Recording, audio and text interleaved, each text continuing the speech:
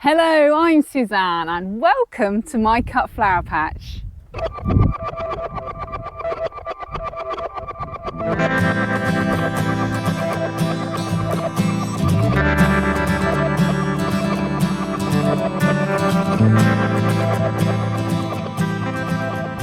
So 2024 is nearly over and I thought we ought to go for a last tour of 2024. So just a little scan of what we've got going on. Like I say, lots of things desperately need a bit of watering. My sweet peas, I did pinch them, but yeah, maybe I just sowed them a bit early. I do need to come in here and do some watering before it gets completely dark. And I haven't been overwintering quite as many things as I would like and as I usually would. The ranunculus should really be in the polytunnel, but my friends, the voles, are still hanging out. And actually, I've got a couple of crates still in there, which I've moved today, and they had tunnels and burrows running all underneath the crates. So we've got a few ranunculus that will go in the tunnel. I'm just holding off, keep them in here as long as I can. And then I've got a few perennials that I've been overwintering. So this is the perennial status, the perennial limonium. And then I've got some valerian, really different growth on things like my snapdragons. You know, you've got this one here compared to the one over there. And again, it's just trying to get to grips with the peat-free compost. I've got a few things here that really should be pricked out. I've got a few cornflowers here and some straw flowers. Most things I have managed to do and get ahead of. And then the stock, I really want to get that into my low tunnel. But again, you can see I've got real variation here, but these ones are really dry. They're desperate for a drink. Whereas the ones that are doing better, the compost has retained the moisture better. I cannot remember which composts are which, but I really want to get to the bottom of this peat-free compost, and I will get to the bottom of it, and then I'll make my millions, or maybe you will. But if somebody could do it, that would be great. I fixed my fence, although I haven't fixed my gate.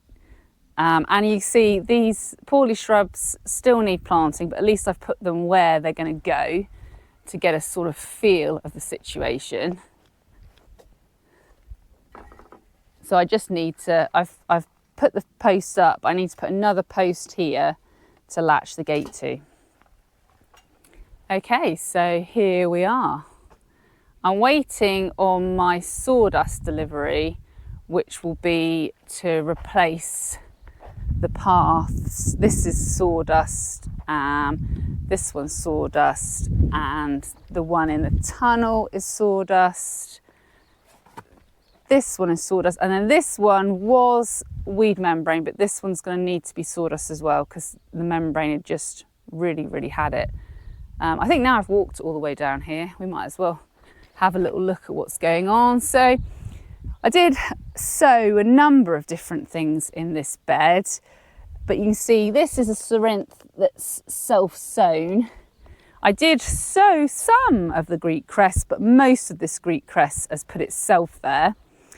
And then Phacelia, again, that's where I had Phacelia last year. So that, I don't think, apparently I put cornflowers there, but the Phacelia decided they were going to go there. And then one thing that did germinate, which I'm grateful for, is my Nigella here. So I do actually just need to come and pull some of this Phacelia out to give the Nigella a chance. And then my plans overall are that this bottom bed along here will continue to be a perennial bed as it has been. And then these beds, 1, 2, 3, 4, 5, will be what I class as my annual growing beds, and that's just because it's too wet down here for perennials. The reason that perennial bed works is because it's raised up. Having said annuals, I will of course have 2 beds of dahlias down here, so it's not going to leave me a lot to work with annual wise. it will leave me 3 beds. No, beg your pardon, there's 6. 1, 2, 3, 4. Oh yeah, beg your pardon, there's 6 beds. So if I do 2 for dahlias, it will give me 4 annual beds to work with. I have decided, especially with it being so mild, that I haven't put any tulips in the cut flower patch at all, and any tulips that I purchased have all gone into pots or my cottage garden. And then if I want to cut the odd one, I can, but basically I'm going to enjoy them for myself, because I think with it being so mild that there's a real chance of tulip fire again this year. Unless of course you've been really smart, which some of you may have been, and you've been really good at pre-chilling your tulips. If you have, well done you. Yeah, credit where credit's due. It's something I just don't have the space for it. I'm not a big enough concern. But you can see I finally cleared this last annual bed, but I've not finished mulching it yet. You see I'm in the middle of mulching it, and I haven't actually got much in the way of the cover for that. And again, this one I had a bit of cover, but this one where the dahlias were, I haven't got anything to cover it with either. But luckily there's still quite a lot of sheep wool in here, which should help stop the weeds. You can see I've started staking over here, but I've got to finish, and I've just done a bit of weeding and a bit of mulching here as well. And again, a bit of mulching and weeding over here. But look, we have got lots of daffodils doing their spring thing, but these ones I think are about right. That's where I'd like to see them. But then up here, I mean, what's going on? This is cheerfulness. I mean, maybe they're just so cheerful they wanted to come out for Christmas and for New Year. I mean, it's lovely really, because it's something for the insects, but I really like this one and I wanted to use it in some bouquets. I mean, I wonder if they're all the Aber actually, or maybe it's Aber and cheerfulness. I can't quite see if they're the same or not. But the good news is, if you follow my channel, I was concerned the vole had eaten them all. Well, evidently the vole is still alive, so it didn't poison itself by eating my daffodil bulbs. But the good news is they're still there, so I'm chuffed about that. In here is lots of fungi growing up. But this is, oh, look at these guys doing their thing. Let's just open this up. So yeah, lots of fungi, and then this is anemones. And yes, the vole has been taking them out, but there are some. So some is better than none.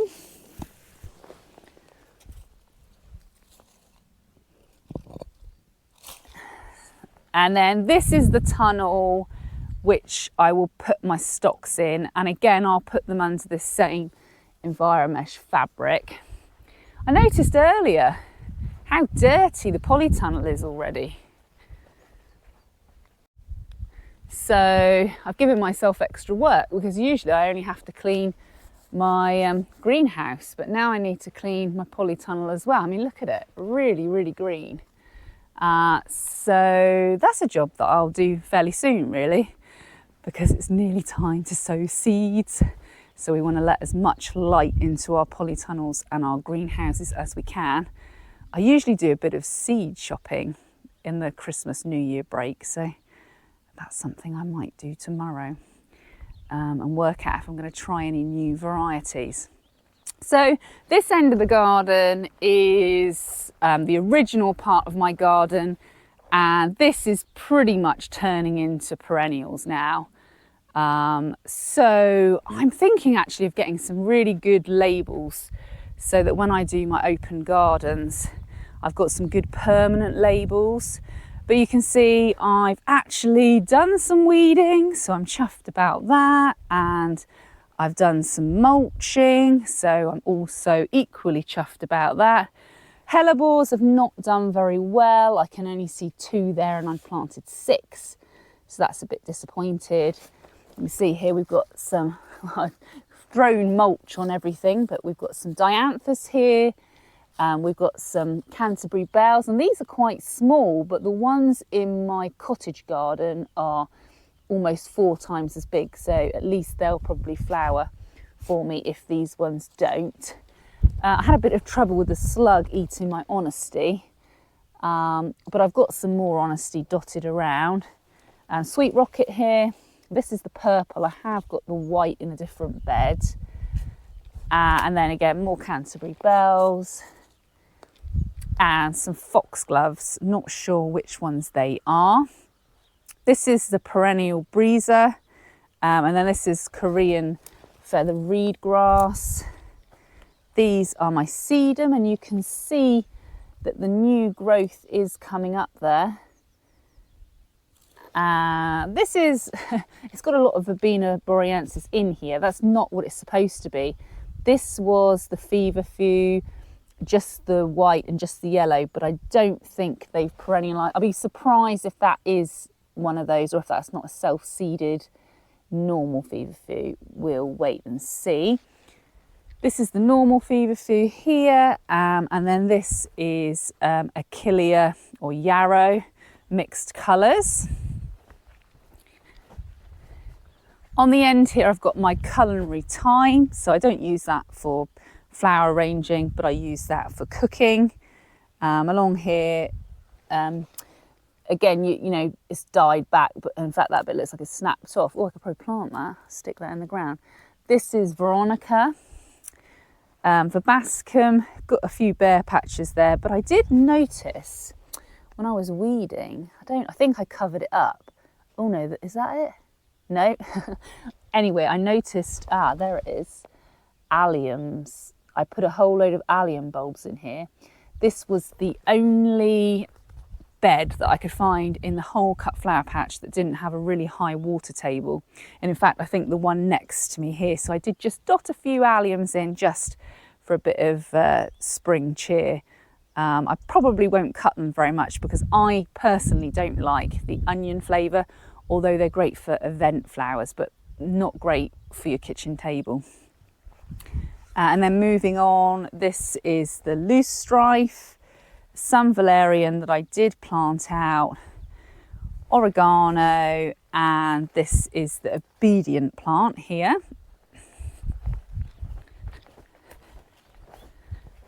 Aquilegia doesn't look like it's coming through very well because there seem to be a lot of gaps, so I may need, I mean, you never know, things might self-sow in there, but it just looks a bit bare. And then this is the loose strife that I planted myself, and this is the sort of purple burgundy colour, and I see there's a lot of celandine trying to grow up in between. More feverfew here, pineapple mint, apple mint, foxgloves. And then this bed here is biennials, so we've got more Sweet William. Now lots of these biennials look really pathetic and possibly won't do very much.